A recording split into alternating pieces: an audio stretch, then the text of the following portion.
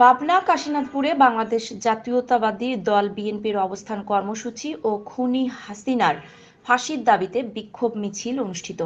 পাবনা থেকে শরীফুল ইসলামের পাঠানো তথ্যচিত্রে ডেস্ক রিপোর্ট।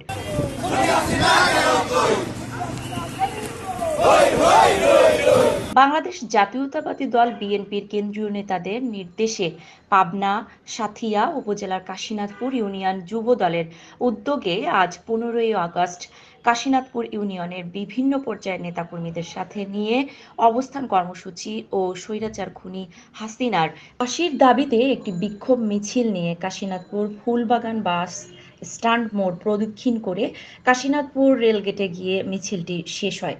এ সময় মিছিলটির নেতৃত্ব দেন কাশীনাথপুর ইউনিয়ন যুব দলের সভাপতি মানিক ও সাধারণ সম্পাদক আমিরুল।